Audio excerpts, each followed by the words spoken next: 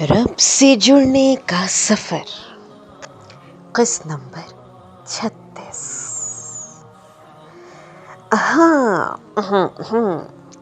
آج تو حیدر بھیا انگلیاں چاٹیں گے۔ فاطمہ نے زنیشہ کو چھیڑتے ہوئے کہا، جو صبح سے کچن میں لگی لنچ کا ارینج کر رہی تھی۔ شادی کو 3 ہفتے ہو چکے تھے۔ آج وہ پہلی بار کچن میں جا کر خود اپنے ہاتھوں سے سب بنا رہی تھی۔ کیا پتا انگلیاں چبا ہی بیٹھے،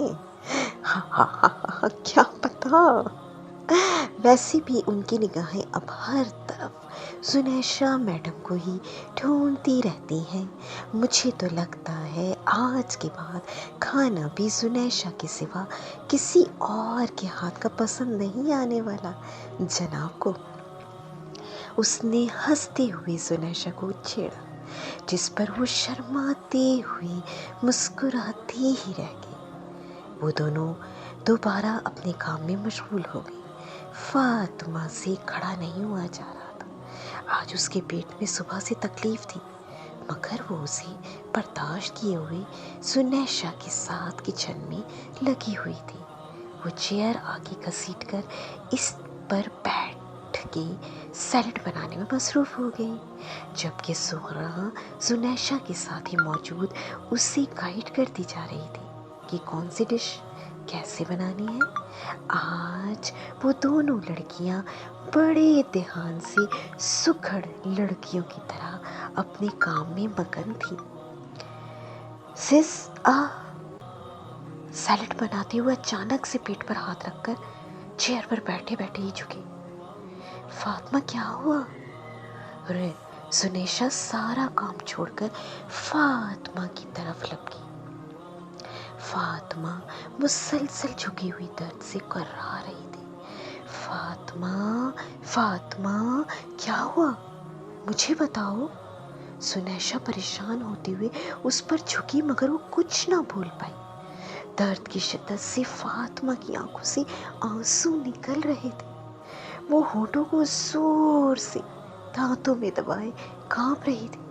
مام، حیدر، زہرا، جاؤ جلدی سے بیگم صاحبہ اور حیدر کو بلا کے لے کر آؤ۔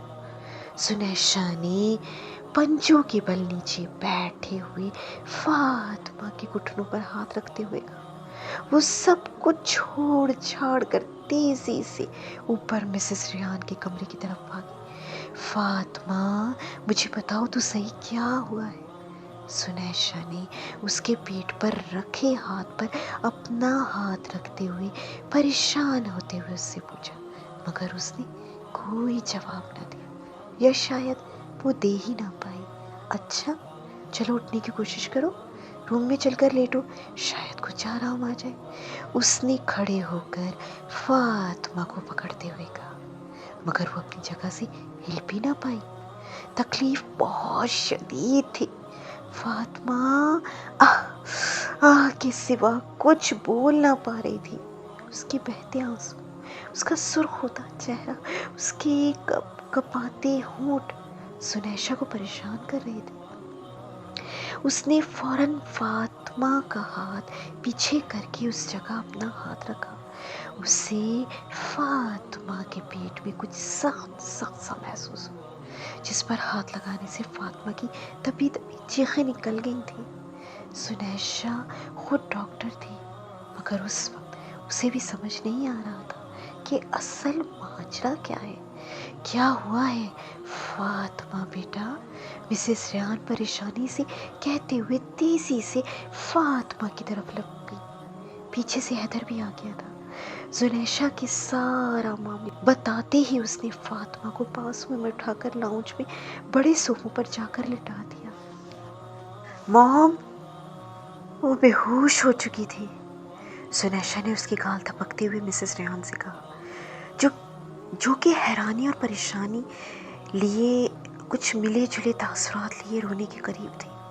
حیدر نے فوراً سے پہلے ہاسپٹل فون کر دیا۔ اسے کیا ہو سکتا ہے اچانک؟ مجھے تو سمجھ ہی نہیں آ رہی۔ مسز ریحان روتے ہوئے زنیشہ سے کہہ رہی تھی۔ रेहान साहब शादी के दूसरे हफ्ते ही वापस कनाडा चले गए थे, जबकि सैफ पढ़ाई के सिलसिले में दूसरे शहर जा चुका था। आजकल बस ये 4 लोग ही घर पर मौजूद थे। हैदर परेशानी के आलम में एमरजेंसी वार्ड के सामने चक्कर लगा रहा था। सब डॉक्टर के बाहर आने के मुंतज़िर थे। उसने हमें कभी कुछ न बताया कि उसके पेट में कोई दर्द वगैरह है। सुनैशा ने मिसेस रेहान को उसके पेट में मौजूद किसी सख्त चीज़ के बारे में बताया था। अल्लाह करे सब ठीक हो। मेरी इकलौती बेटी है, मुझे तो फिक्र खाई जा रही है। मिसेस रेहान ने रोते हुए सर पीछे दीवार से टिका लिया। उधर रेहान साहब बार बार हैदर को फ़ोन करके फातिमा के मुतालिक दरियाफ्त कर रहे थे, मगर वो क्या बताता। अभी तो उसे खुद भी कोई इल्म नहीं था। कैसे लोग हैं आप? आपको बिल्कुल अंदाज़ा नहीं हुआ कि वो बच्ची कितने अरसे से तकलीफ़ में मुब्तला है? उनके फैमिली डॉक्टर अरसलान ने अफसोस और गुस्से के मिले जुले तासुरात से हैदर से कहा, डॉक्टर साहब, हमें वाकई अंदाज़ा नहीं था कि मसला इतना बड़ा होगा। मिसेस रेहान ने रोते हुए कहा, इस बच्ची के पीले रंग, गिरते वज़न को भी आप लोगों ने नोटिस नहीं लिया? यकीनन उनका खाना पीना भी कम हो चुका है। मिसेस रेहान मुंह नीचे करके ही रह गई थी।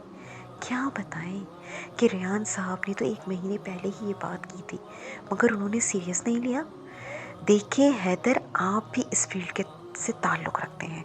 आप तो जानते हैं कि इस तरह के केसेस में ज़रा सी कोताही कितने बड़े नुकसान का सबब बन सकती है। जी मैं जानता हूँ, हैदर ने शर्मिंदगी छुपाते हुए कहा।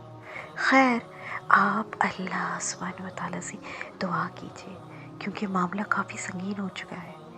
1-2 दिन हम मज़ीद उन्हें यहाँ ट्रीटमेंट देंगे, मज़ीद टेस्ट करेंगे, फिर ही इंशाअल्लाह ताला कुछ फ़ाइनल पता बता सकेंगे।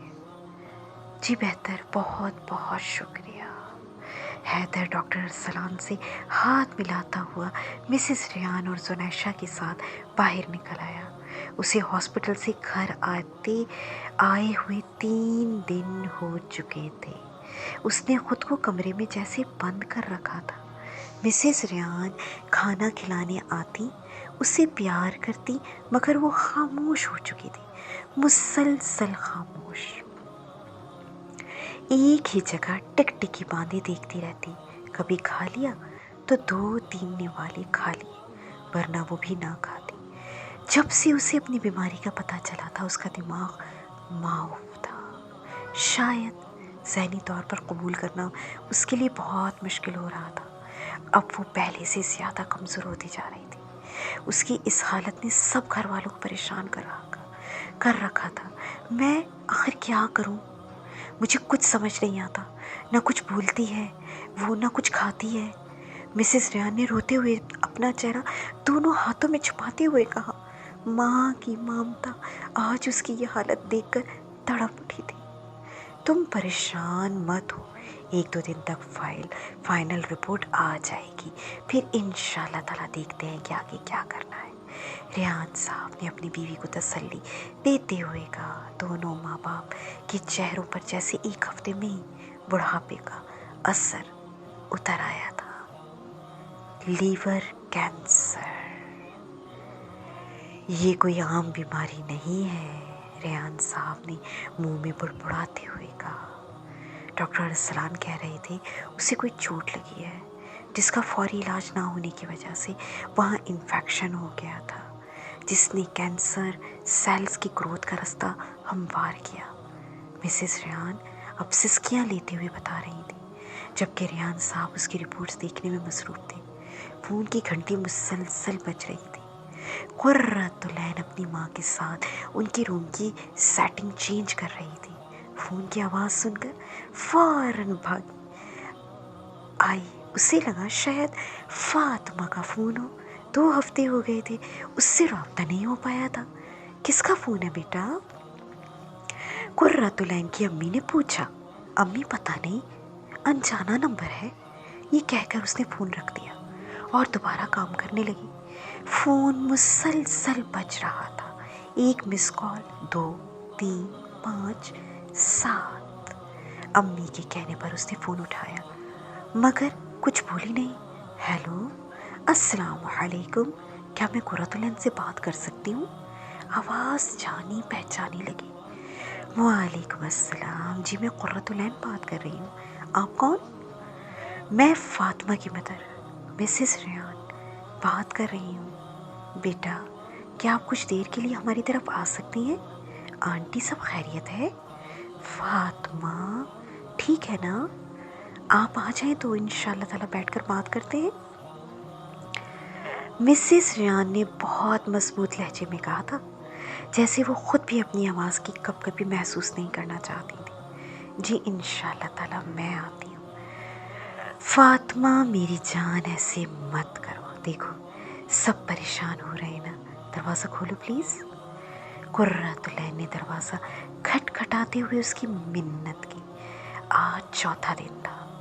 فاطمہ نے صبح سے کمرے کا دروازہ بند کیا ہوا تھا، وہ کسی کے کہنے پر بھی دروازہ نہیں کھول رہی تھی۔ مسز ریحان کو ڈر ہوا کہ کہیں وہ خود کو کچھ کر نہ لے، اور انہوں نے پریشان ہو کر قرۃ العین کو بلوا لیا تھا کہ شاید وہ اس کے کہنے پر دروازہ کھول دے۔ قرۃ العین کے آتے ہی مسز ریحان نے اسے سب کچھ بتا دیا۔ لیور کینسر کا سن کر قرۃ العین کو حیرت کا جھٹکا لگا تھا، اسے یقین نہیں آ رہا تھا۔ آنٹی ایسے کیسے ہو سکتا ہے؟ ابھی کچھ عرصے پہلے تو حیدر بھائی کی مٹھائی کھلانے میرے گھر آئی تھی، وہ تو ہنستی کھیلتی تھی۔ اس دن کا منظر یاد کرتے ہی قرۃ العین کی آنکھوں میں آنسو آ گئے تھے۔ بس بیٹا، حیران تو ہم سب خود ہی رہ گئے ہیں۔ 1-2 دن تک فائنل رپورٹس آ جائیں گی تو کچھ پتہ چلے گا، انہوں نے افسردہ لہجے میں کہا۔ اللہ سبحانہ وتعالیٰ انشاءاللہ تعالیٰ سب بہتر کریں گے، آپ پریشان نہ ہو۔ اگر آپ نے ہمت ہار لی تو فاطمہ کو کون ہمت دلائے گا؟ قرۃ العین نے اپنے آنسو چھپا کر مسز ریحان کا ہاتھ پکڑتے ہوئے انہیں تسلی دی۔ وہ مسلسل فاطمہ کو بلاتے ہوئے اس کے روم کا دروازہ کھٹکھٹا رہی تھی۔ فاطمہ، کیا لوگوں نے یہ سمجھ لیا ہے کہ انہیں اتنا کہنے پر ہی چھوڑ دیا جائے گا کہ وہ ایمان لائے اور انہیں آزمایا نہ جائے گا؟ سورہ عنکبوت آیت نمبر 1۔ یہ تمہاری آزمائش ہے فاطمہ، کیا تم فیل ہو جاؤ گی؟ اس نے آخری کوشش کرتے ہوئے روتے ہوئے یہ آیت پڑھی۔ دروازہ اب بھی نہ کھلا۔ وہ آنسو صاف کرتے ہوئے مایوسی کے تاثرات لیے واپس پلٹی۔ سنیشا اور مسز ریحان جو پیچھے ضبط کر کے کھڑی یہ سب منظر دیکھ رہی تھی، بے اختیار رو پڑی۔ ابھی وہ 2 قدم آگے بڑھی ہی تھی کہ پیچھے سے دروازہ کھلنے کی آواز آئی۔ وہ تیزی سے پیچھے لپکی۔ فاطمہ کے بال بکھرے ہوئے تھے، دوپٹہ غائب تھا، آنکھوں کے گرد گہرے سیاہ حلقے بن چکے تھے، رنگ پیلا پڑ چکا تھا۔ وہ ویران آنکھوں سے قرۃ العین کو تک رہی تھی۔ اس کی حالت دیکھ کر قرۃ العین سے رہا نہ گیا، وہ فوراً سے بھاگ کر اس کے گلے لگ کر سسکیاں لے لے کر رونے لگی۔ وہ جو کچھ عرصے پہلے نکھری نکھری سی گلابی گڑیا لگتی تھی، جس کی نزاکت دیکھ کر وہ اسے پیار سے دیکھتی رہتی تھی، آج اس کی ایسی نادار حالت دیکھ کر قرۃ العین ہمت ہار بیٹھی۔ وہ جو خود کو مضبوط کرنے کی کوشش میں دوسروں کو ہمت دینے آئی تھی، اب خود بچوں کی طرح اس سے لپٹ کر رو رہی تھی، جبکہ فاطمہ بغیر کسی تاثر کے، بغیر ہلے، بغیر بولے اس کے ساتھ لگے ایسے ہی کھڑی تھی۔ تو کیا یہ بھی میری ایمان کی آزمائش ہے؟ فاطمہ نے بہت سنجیدگی سے اس سے پوچھا۔ قرۃ العین کو لگا جیسے اسے یہ سب اس وقت نہیں کہنا چاہیے تھا۔ اس ناول کا اگلا پارٹ انشاءاللہ تعالیٰ جلدی اپلوڈ کر دیا جائے گا۔ اگر کسی نے ہمارا چینل سبسکرائب نہیں کیا تو جلدی سے سبسکرائب کریں اور شیئر بھی کریں۔ جزاکم اللہ خیرا کثیرا فی الدنیا والآخرہ، وأحسن الجزاء فی امان۔